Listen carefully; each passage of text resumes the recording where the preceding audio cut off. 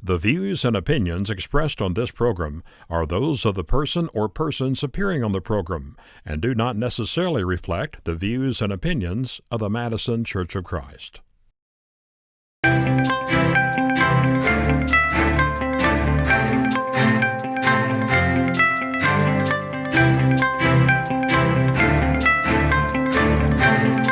Good evening. I'm Larry Souter, and welcome to Stories of Amazing Grace. We're coming to you from Bishop Chapel at the Madison Church of Christ in Madison, Tennessee. We have a lively bunch of audience with us. Glad that you're here. And if you're watching on YouTube, thank you for joining us as well. Our theme scripture from Romans chapter 8, verses 38 through 39. I'm sure that nothing can separate us from God's love. Not life or death, not angels or spirits, not the present or the future, and not powers above or powers below. Nothing in all creation can separate us from God's love for us in Christ Jesus our Lord. God is with us no matter what our struggle. Tonight we have one of our own with us, Laverne Vivio. She's very quiet, extremely shy, not used to being in front of the public or the camera. And those of you who know her know that my tongue is planted firmly in my cheek as I say all that. She's an excellent extemporaneous communicator, has been a broadcaster on radio and TV, a great writer of a blog, an author of a book, a public speaker, has a great passion for the truth, has 4 boys, and married to a very tall, handsome man. Before we talk to Laverne Vivio, take a look at this video. William?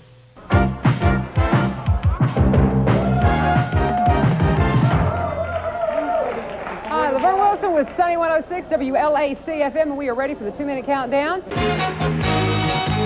Right now, Liz, I've got a few problems around town you need to watch for. I got a wreck up here at 800 Murfreesboro Road. It's going to be down around Spence Lane, 800 Murfreesboro Road. You need to definitely watch for that. Hi, I'm Laverne Vivio. U-Turn Laverne from 106 FM WLAC, inviting you to join me and the twins for a fun-filled time at Family Fun Fest, Parenting Fair 92. I've discovered the neatest place to buy furniture, C&W Furniture on Lewisburg Pike in Franklin. We're U-Turns kids. Caleb, Jeremiah, Jedediah, Elijah. Our mom hates housework. That's why we love PureTech. Okay, guys, that's enough. This is U-Turn Laverne. Give PureTech a call right now. Be sure to mention my name when you call, and yes, you will have less dust. Your house won't stink anymore, and your allergies are going to improve. I had dramatic problems. I have 4 dramatic problems, 5 if you count their dad, and I've had dramatic results. Laverne Vivio.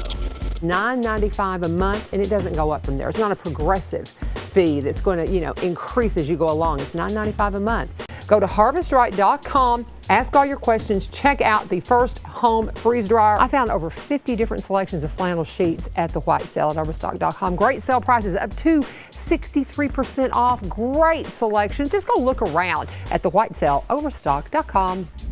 We've got to have that boldness. And I know a lot of you that consider yourself wide awake about what's going on around us say, hey, I'm a person of faith, but I just don't wear it on my sleeve.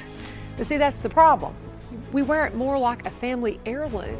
It's just been passed down to you, and it's just what you are. And that's not really faith at all. Laverne Vivio used to be a traffic reporter for WLAC Radio in Nashville. She's married, has 4 boys, but recently is best known for her blog entitled, I Wished I Had Been Born a Boy. What's that all about? Find out on the next Stories of Amazing Grace. And the next Stories of Amazing Grace has come, and we're going to find out all about that. Let's go back in time just for a minute before we discuss that. U-Turn Laverne. How did that all begin? I was at David Lipscomb, and my parents basically told me I had to get a job or come home. And so I went and started working at WLAC and just pestered them to death to let me on the air. Well, one of the first things they let me do is an air shift on Christmas. But because I was willing to do pretty much anything, they said, hey, can you do traffic? And I was like, sure, and didn't have a clue. And so I figured out how to do traffic. And first day I was on the air filling in, they said, well, you got to have a nickname. And they said, on the air, what could we call Laverne? What could we call Laverne? And the listener called in and came up with You Turn Laverne. And I trademarked it. So it was from a listener. Wow. So, it was from a listener. In the 1990s, I came to your house and did a Life Matters segment, and Steve Platt was here. Yeah. And was surprised that you did your traffic reports out of your house. Yeah. Why? They set that up whenever From Springfield. From Springfield. And originally it was set up in Hendersonville. I had been doing U Turn Laverne for quite a while when I became pregnant with the twins. My twins are the oldest, and I was planning on going to work with my husband in the roofing company. We had a roofing company at the time, and I thought, well, I'll go in and keep his books, things like that, and just retire from radio because I had 2 babies coming. And I went to talk to my program director about it, and he cut me off immediately and said, hey, you can do this from home. And tell me more. And they set up an ISDN line, and we broadcast down a studio line. And I did that until 2012. So you don't have to see the wreck on the interstate to report about it. Oh, no. I mean, now it got to where the technology, before I ended up, quitting, I got fired on a phone call, by the way, after 28 years. 28 years. 28 years. And they called me. I was on the air, and they said, hey, we need you to come in on a meeting. They fired me on a phone call. That was it. Wow. Yeah. So welcome to the wonderful world of broadcasting. Broadcasting. I'm telling you, it's a trip, but yeah. Well, let's get into your blog here. Okay. This is a copy of it. This is probably a year ago. I am a 52-year-old woman and mother of 4, a wife for almost 26 years, but I wished I had been born a boy. What? Wished. We talked about this when we did the radio interview. It's wished until I was 10, and that was my point. It's like I was such a tomboy as a child, and as I watched the nonsense of this gender identification thing that's going on, it has made me sick for some time. From the moment it first came into the news, I was concerned about it because I was such a tomboy. They would have told me I had something wrong with me nowadays. But what finally prompted me to write the blog, I was at a wedding with a family, and my niece, who is 18 years old, was there. And one of our cousins came in with her significant other, who we found out, it was obviously somebody that was going through something. And found out later it was a girl transitioning to be a guy that was with her, this girl. And something was said about what she was going through, and my niece commented, oh, it's just a trend. It's a trend. It's a redefining your gender trend. And I thought, dear God, what have we done to our kids that we've made redefining their gender a trend? I mean, that's not something you can give to Goodwill, when it's over. Seriously, think about what we're doing to our kids. And I thought, I've got to say something. And I sat down one afternoon and just wrote that. And things that I know I'm supposed to write are the things that just flow very quickly, and that did. It just poured out. Because I was a kid that they would have, I guarantee you, if I'd had a different set of parents, they would have definitely told me, oh, you need to, consider, your options. Because of your looks? Part of it, no, that was part of it. I think I trended towards being a tomboy because I was twice as big as any kid. I'm 6'1". My husband, I am the petite one in my family now, believe it or not. But I was so awkward and so oversized as a kid that I didn't feel feminine at all. And so I was the second girl on a farm.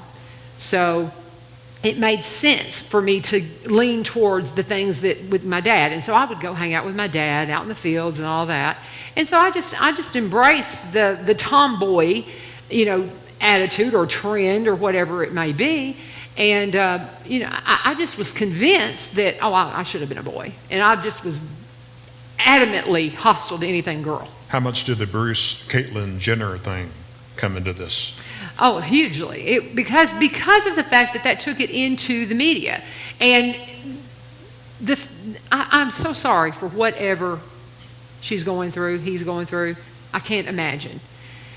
But a lot of it to me, it just seems like an absurd selfishness to think that you've got to completely destroy your family over that. After I wrote that blog, I had some people write to me. And one of them was a guy. And I have all the compassion in the world for him. But we talked a lot about what he was going through. And he has a wife and 2 children. And I told him, I said, don't do that to your family. And he finally has, I think he's left them and going to transition to be a woman. And I'm sorry, my heart breaks for him, but to me that just seems incredibly selfish, that we think we have to, can't find some other way. If you're a little bit feminine, you're a guy, find another way to fill that need without completely upending everything that's important to you. I just don't understand it. I do not understand what we think we're doing to our kids, to ourselves. You mentioned your past and growing up, and you grew up in Kentucky, is that right? Western Kentucky. Western, Yep, there's the there's farm. your farm. Yep. 3rd generation farm. And we got a picture of Mom here and Dad. There's Mom. There's my mom. Yeah. Isn't she pretty? And Dad. Daddy. Now let's go through some of these pictures here. That's my big sister. Now the next picture.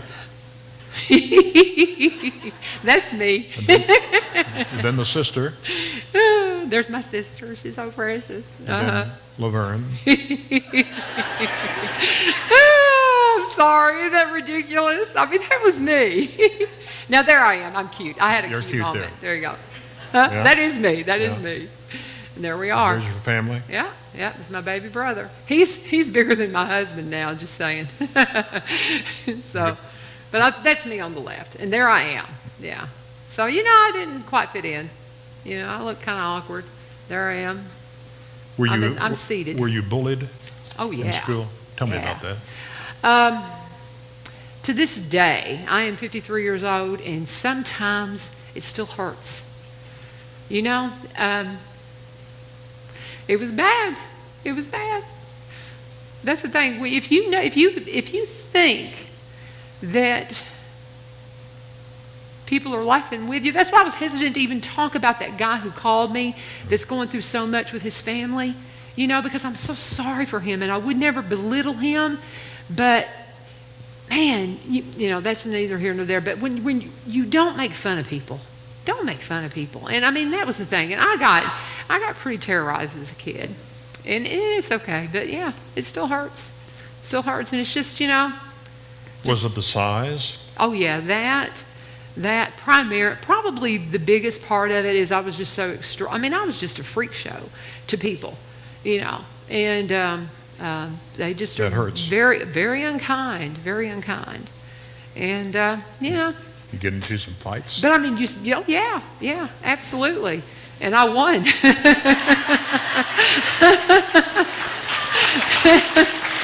saying. But you can see, I mean, that's what when I start talking about this stuff, and I can see how it still touches me. When I see people who are cruel to other people, you just don't know what you're doing. You're all woman, but you got some tomboy in you. Oh, still, absolutely. There's a shot of you here. You'd rather be doing that Yeah. than making a dress or something, right? Oh, yeah. I can do the other two. I mean, Yeah. I'm a farm girl. I can do anything.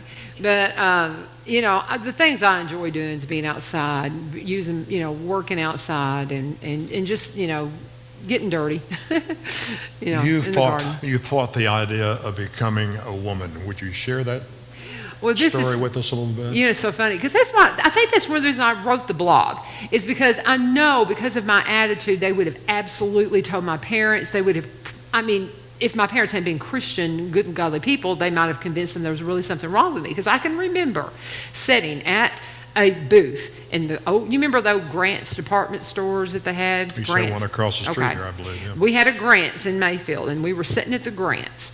And we were having lunch, my mom and her best friend Inez, and they were sitting across and they were talking to me about becoming a woman and going through puberty and what to expect. And I very adamantly told them, well, I'm just not going to do that. Pretty hard to stop that. My mother still giggles about it. Now, Inez has Alzheimer's, but... God bless her, she does. But Annie's, we call her Annie. She's still around, but and she got to where, she didn't really talk to us and stuff, but her and Inez would sit and giggle at me way into adulthood over that because they're like, yeah, well, how'd that work out for you? But I could remember it to this day, and they're just laughing like schoolgirls at me because I was like, I'm just not. Four kids later, here you are. There you go. Yeah, exactly. You had a part 2 to the blog. I wished I'd been born a boy, part 2.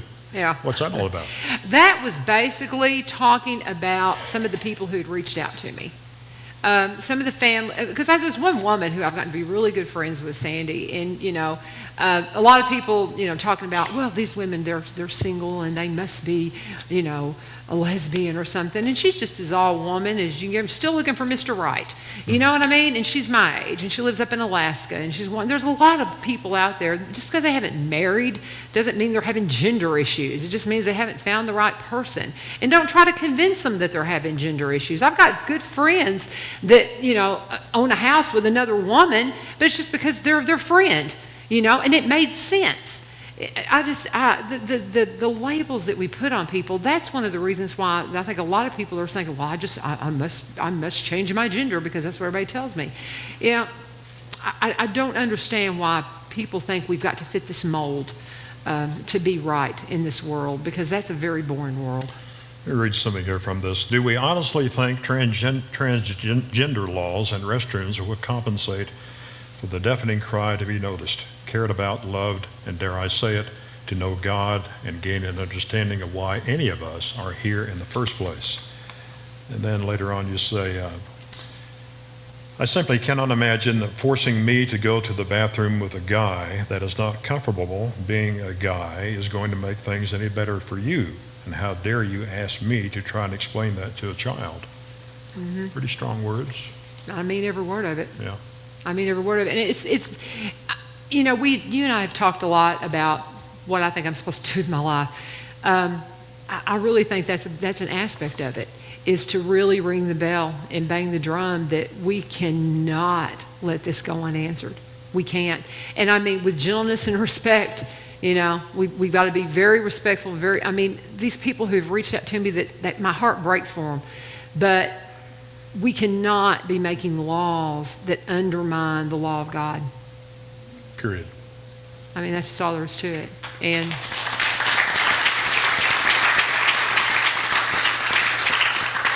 let's move on to another aspect of your life, which is you're an author. Jesse, a true story of redemption. Mm-hmm. This is Nashville radio personality Laverne Vivio, U-turn Laverne, shares a true account of her lifelong friend Jesse, from her childhood in western Kentucky through the many ups and downs of jobs, relationships, and family trials. Vivio weaves a folksy but true story of an enduring, encouraging, and supportive friendship. This was a great read, and I don't read many books. I usually read books that have pictures. But I have some of those too, but anyway. But as I read this, I could see pictures. Yeah. Wow, this is what reading is all about, isn't it? Thank you. Yeah, that's right. So that visual it was almost imagery. like a soap opera, in a sense, a good Christian soap opera. There you go. But I enjoyed it. I enjoyed your style of reading. I really do. Thank you very much. But it begins in the introduction here. The crash happened almost in slow motion. I didn't realize what was happening until it was over. And it goes on to say, at the hospital, we learned that the occupants of the other car had been thrown from the vehicle as it flipped. They both survived, but their unborn child did not make it. Later that night, I wondered why we had survived and the baby had not. Obviously, God had plans for us. Mm-hmm. What plans did he have for you? I'm still trying to figure it out, brother. I'm serious. I'm dead serious. Man, if you'd asked me back, when I was even in my 20s, early 20s, before I met Mark, my husband, what he had planned for me, this is definitely not. I'm definitely not a prophet, because I had no clue. Let's talk about the book a little bit. You talk about, and we did a little bit there with your family, showing some pictures of you and your sister. Mm-hmm. But as I read the book, there's some words that popped out in my mind: low self-esteem, mm-hmm. anger, mm-hmm. resentment, overweight, mm-hmm. racism, mm-hmm. bullying, KKK, mm-hmm. Tell me about a little bit about growing up in Western Kentucky and some of those experiences. Don't have a lot of time, but Okay. share some there. Well, first and foremost, because I think of the bullying and the very low self-esteem, self-image and all that, I was very, always trying to fit in, always trying to, be better and all this. And so that's a part of it in Jesse's talking about how I struggled through that as a kid. And then as I started kind of finally coming into my own, there were some other things starting to happen in my family that gave the people who had teased me and bothered me a new reason to come at me. And that set me on a whole new course of something I never even conceived of, and that was my sister married a black guy in the 70s in Western Kentucky. And I don't know if any of you know anything about that. That's not, my nephew is now 37 as of yesterday, I think. She ended up having a child. And we dealt with racism in Western Kentucky. We've been dealing with it, since he was just a little bitty baby. And having grown up with all that resentment and stuff for being bullied, and then about the time I finally think I'm kind of coming in my own, then there was a whole new reason. And so I was like, fine, I just didn't have any time for anybody back in Western Kentucky. And that's what I talk about in the book, is how that I just got to the point I just didn't want to have anything to do with any of them. And it wasn't that they were all bad. It was just there was a handful that just made life really miserable. And the others didn't. You held on to that for years and years. Forever. And that's what Jesse is about.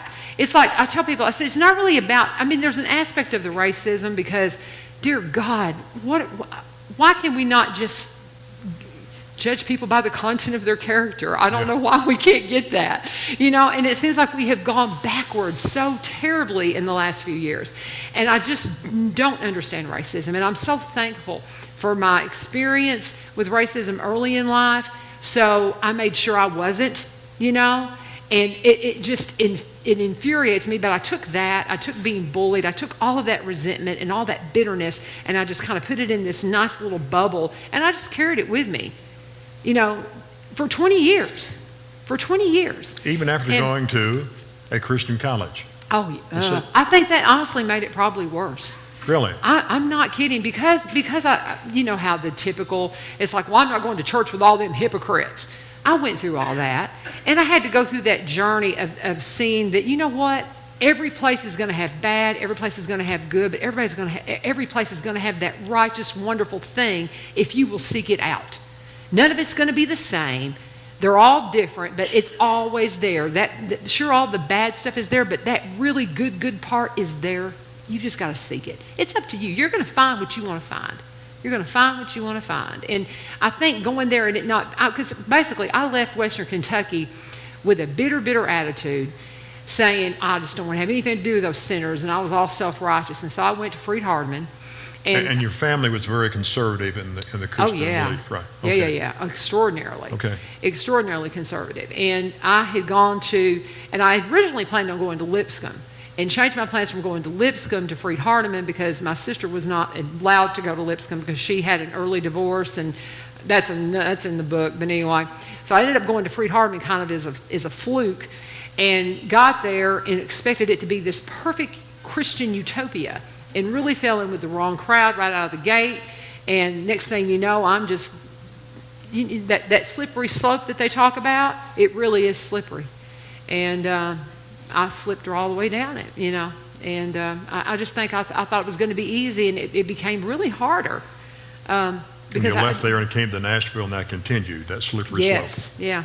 Yeah, it really did. And it just, like I said, a lot of it was driven by this bitterness for having been picked at for so many years, having dealt with the racism. And the racism was just it was the new vehicle, It was just another, anything that could make me mad at you, It was just, I had this chip on my shoulder. And it took me a very long time to get rid of it, but that's what Jesse's all about. Do you want to reveal who Jesse is? Or should He's my dear friend that I've had my entire life. That's who Jesse is. And then, on chapter 17, you met a man named Bubba. I spent the summer in a haze of parties and bad relationships. One of the girls actually ran a club we frequented. One summer night, my roommate from college and I decided to stop by the club just for a moment to say hi. Everything changed the minute we walked into the club and caught sight of what was on the dance floor. There in the middle of the room, towering over everyone else, was a strapping hunk of manhood. I believe L.A. May Clampett would have referred to him as a very pretty man. Hi, honey. Is he here? Yeah, he's here. That's my husband, Mark. And the Bubba you're referring to, we actually... So he wasn't Bubba? No. Bubba introduced us. Oh, I'm sorry. Yeah, because I'm what sorry. happened I was is calling we him walked Bubba, too. in, and I thought, number one, he looked like a smart aleck, and he was a very good-looking guy, and he was very popular with the girls, and I figured, well, I'm going to waste my time with him. And then Bubba came up to me and said, I want you to meet somebody, and he introduced me to Mark. Didn't know either one of us. He says, you're so both tall, and y'all need to meet. I'm not kidding. We did invite him to the wedding. I don't think he came, but we invited him. We have don't we have a shot of you and Mark dating, I think, here, back in the younger days? I'm afraid. I can't remember you what go. I gave you. That was in a New Year's party. Your wedding, the wedding picture there. Yeah. Aw. Let's play a clip from the wedding. We got a short clip from their wedding at Reitman Chapel. See what that looks like.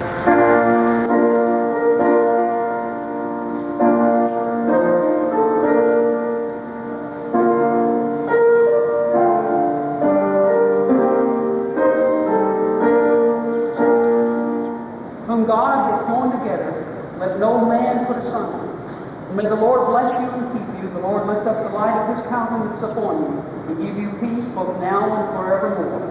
Amen. You may kiss your bride. Okay, that's enough. That's enough. Oh, This my says later in goodness. your book here, a few weeks before the twins were born, we were rebaptized. Yeah. I had been baptized as a teenager, and I sometimes thought I did it more out of fear than conviction. My husband's entire family was Catholic, so he was baptized as an infant in the Catholic Church. As we reflected on our growing spiritual lives, we decided we wanted our baptisms to be something we fully understood. Our lives were about to change forever as we added to our family, and it seemed like a good time for our spiritual lives to make a change as well. So, did things turn around? That wicked girl from Freed Hardman? Absolutely.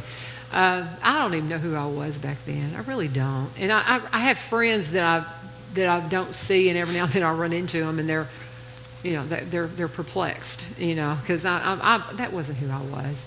I was just, it's like I said in that second boy blog. You try to want to get somebody to notice and to care. I tell a lot of people with kids that when your kids get into stuff and they get into trouble, a lot of the times they're just trying to go somewhere to find something to fill a void. They just want to be loved by somebody that doesn't have to love them. And sometimes that will take you to very dark places. And, that's who I was when I was younger. Once Mark and I got together and we got on the right track, it was good. Very good. And as a result of that relationship, we got four boys. Yeah. Check them out. Can you name them? Caleb and Jeremiah, those are the twins on each end. Jeremiah's now daddy, little Rowan. And then we've got Jedediah's there, the first one right on the left. He's a soldier. And then Elijah is a sophomore, junior in Cookeville at Tennessee Tech. Caleb works at Freed Hardman there on the end here. So Jeremiah's a systems engineer at HCA. Let's go to another subject here. Losing it. Let's play the video, then we'll talk. my Then we'll goodness. talk about it. Tonight on Losing It. We're here to do a redo on my heart. I haven't been able to do what I normally do. This is the 11th procedure I've had in the last year. Come on, get it! His son Elijah is following right in his footsteps. No. 330 pounds. 14 years old. Just really sick feeling. When you show emotions, that's weak. woman-like. I think to myself, you're worth nothing. Where is this coming from? I'm the same way. Well, Okay? that's where it's coming from. Okay. He's learned it from you. The apple doesn't fall far from the tree. Your turn. Come on up here. All right, baby. 9, 8, 7, 6, 5, 4, 3.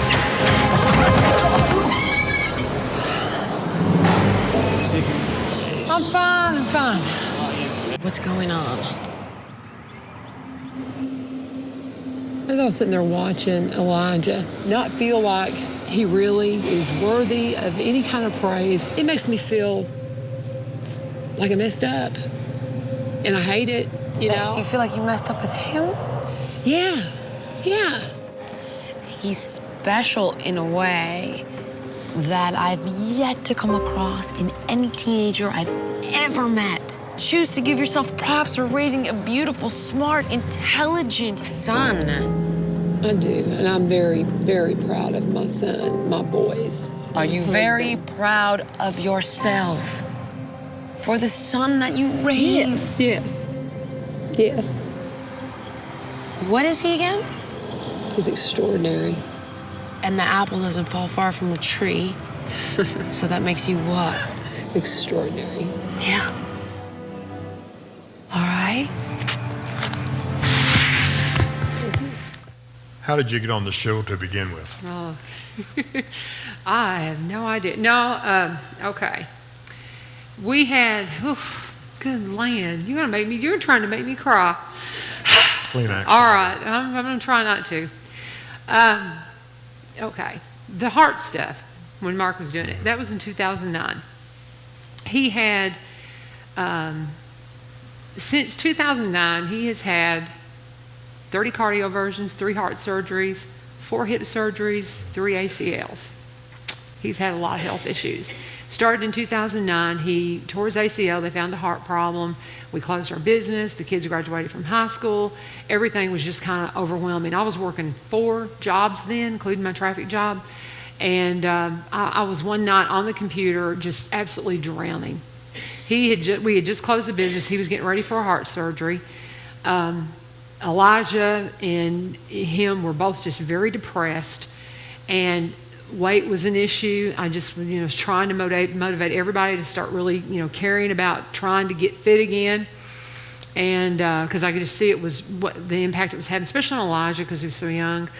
And I losing the show Biggest Loser was big, and I just got on there just looking for diet tips, honestly. I'm just looking for how you Google stuff and just doing the internet search, and it popped up. Does your family need Julian to come see them? And I was like, oh yeah, right. And so I was, I was like, told them, oh, I'm kind of, maybe somebody you might want to talk to, but I'm in the media, so I know you won't want to talk to me. Because, I didn't figure they'd be interested in talking to somebody who was in broadcasting. Within minutes, I get a response. And they call me. And I was like, oh, I was just kidding. I don't want to do that. Seriously. No. Well, they kept calling. And they kept emailing me. And I had talked to, I don't know if Frank Scott remembers me talking to him about this. I don't know if I need to. But Frank had talked to me and the kids some just about the self-esteem stuff. And I remember talking to Elijah, and I was like, is this something you'd want to do? Oh yeah, he wanted to do it. And I was like, I just can't even imagine letting you do that. That just sounds like a horrible idea. And I kept telling them, no. Well, I went to Frank and I said, what do you think about this? And he said, well, I don't think his self-esteem can get any worse. And I talked to some others about it, and we decided to let him do it. And I don't have any regrets, because it was a fantastic experience for him. She was absolutely wonderful. A lot of people don't realize that it had got so rough for us there for a while. She paid the kids' tuition for 2 or 3 years at Good Pasture. Mm-hmm. She did. Nobody know. She didn't tell anybody. Wow. She didn't tell anybody because she knew how much the school meant to the kids. Mark's attitude on this video wasn't too good about raising kids Was that a problem during the time, and has that changed? Oh, it's definitely changed. I mean, it's just a guy, you know. I mean, you know. Excuse me? That was dramatized. He's a great daddy. But I mean, you know, it's one of those things that... But his father was the same way. Sure he was. Yeah, he was. And that's true. And I mean, his dad was... I mean, my dad was raised more like no nonsense, you know. I mean, it's kind of that generation. And you try not to... It's kind of like I didn't want to raise any sissy boys, you know. I mean, you know, kind of like the thing with all the gender stuff. You know, you want them to be boys, you want them to be men. And so you try to make them tough. It's like, shake it off. You know, it's bleeding, put a little dirt on it. That kind of, you know. I mean, because I'm kind of a rough and tumble kind of person, that we naturally went to that. And maybe we were not as sensitive as we needed to be. You messed up. So you both kind of had that attitude. Oh, yeah. Yeah, Okay. It wasn't just him. Okay. I mean, you know, I'm the same way, you know. So, but you know, it's... But you figure it out as you go along. I mean, it's one of those things. I could I could do such a good job raising my kids now. If I could do it over, you know. But they forgive me.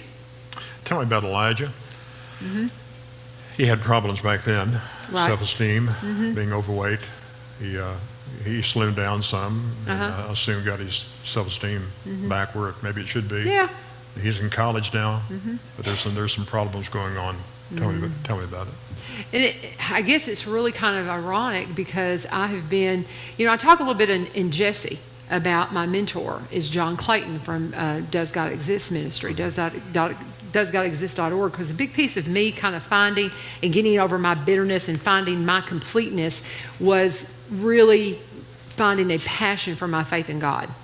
And so I believe that part of what I'm supposed to do is evidence ministry, is apologist work in regards to making sure people know God is real and Christ is his son. I just think that's a piece of what I'm supposed to do. And so I've been real passionate about that as the kids grew up. And so I thought I had that covered. Well, he went off to Tech, to Cookeville, to school. And about last year said, you know, I just don't think I believe anymore, Mom. That hurt. Honestly and truthfully, you know, I was anticipating what you might ask me. I was thinking, well, what if he asks you, what's the one thing that makes you sad? That's the one thing that makes me sad.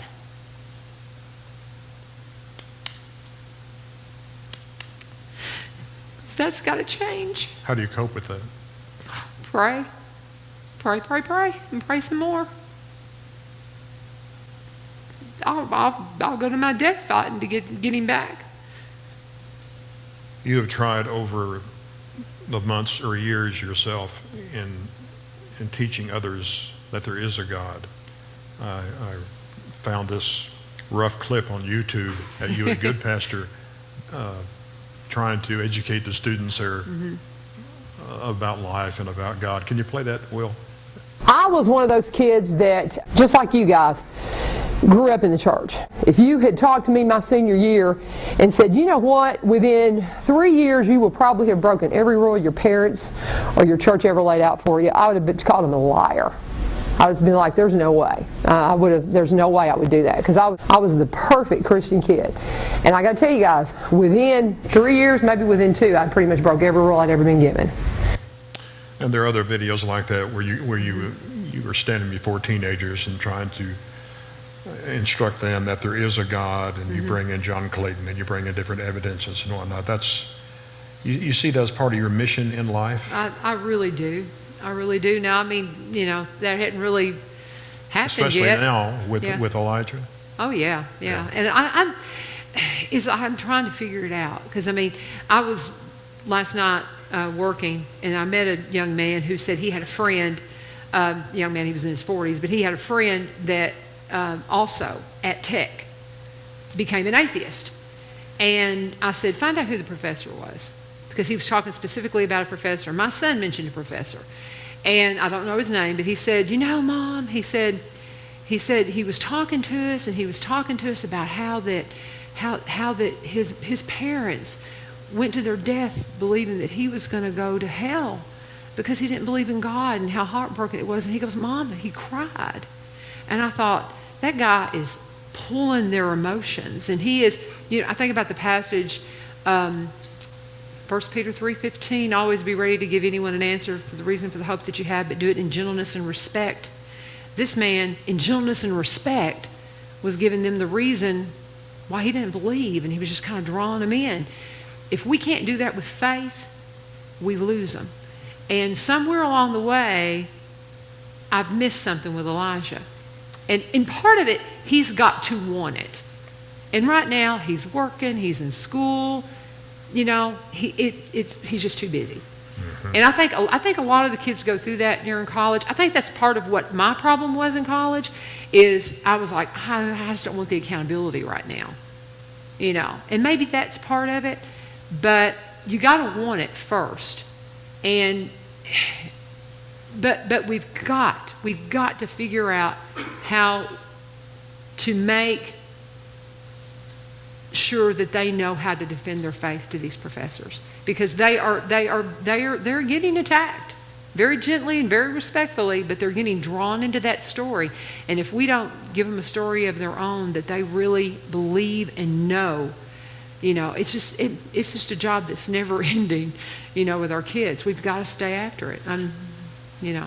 As you look back on your life, what is your story of amazing grace, you think? Is there one thing you can point to that say, oh, it's overcoming the bitterness that you experienced back in Kentucky? My story of amazing grace. Oof. There are several stories in your life. Yeah, there really are. And something that really sticks out? Probably just that it's never too late. It's never too late to get it right. You know? And I mean, because I learn new things every day. There's not too many days that I don't, man, I could have done that better, you know.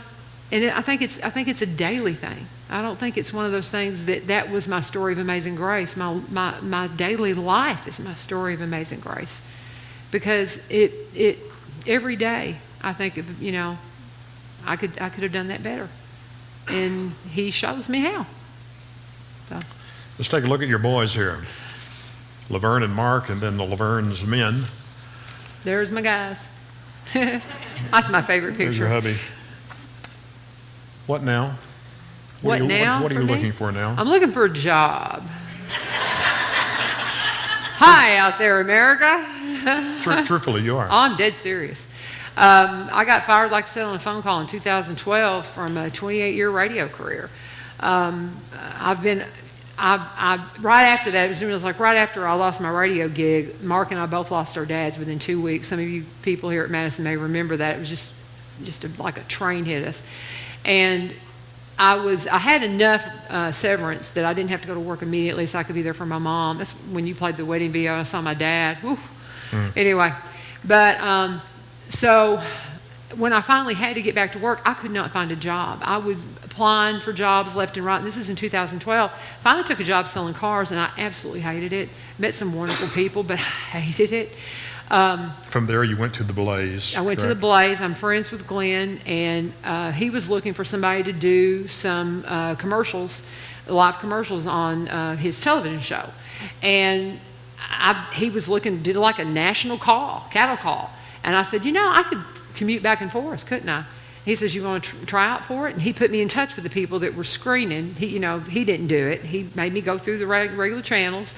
And they called me and they said, hey, we want to talk to you. And so I went down there and traveled back and forth and did live commercials with him for about a year and a half. And then they had to cut the company back. A lot of people asked me about it. They needed to do what they did with the Blaze to keep it alive.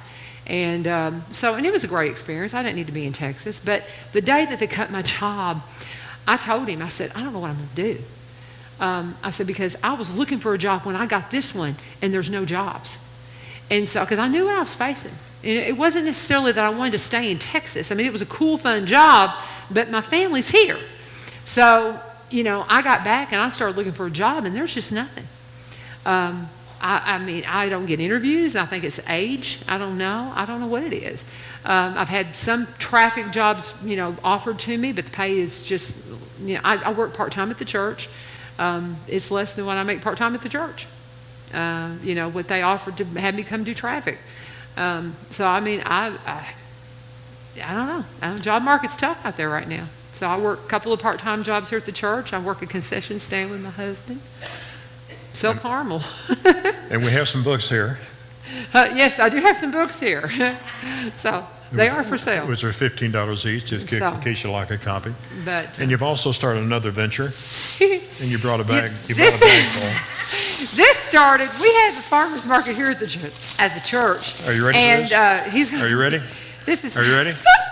We have a farmer's market here at the church, and I wanted to be a vendor. So we decided that we would start making candy, and my husband had the bright idea to do the Nashville Hot Candy Company, because I make caramel and I make brittle. And so we started doing a hot and spicy version of caramel that has been very popular. So we licensed last month the Nashville Hot Candy Company, and we're going to maybe sell candy. So sounds good. So there you go. So there's just all kinds of little fun things. Thank you for being with us. Thank you. Thank you. Thank you. Let's have a prayer before we're dismissed. Father, thank you for Laverne Vivio and her life. She's had struggles throughout her life. She's had to deal with a lot, but she has helped so many people. She's raised 4 fine boys. She's got a wonderful husband. And right now she's teaching other people about you and that you exist. And we're thankful for that. Help people to have open minds and open hearts and open ears to hear the story of your existence and your son coming into this earth and dying for our sins. Bless us tonight, Father, as we leave. Help us to be truly a Christian witness as we go about the rest of the week. We pray through your son. Amen. And you get a cup. There's no money, but you get a cup. Thank you very much.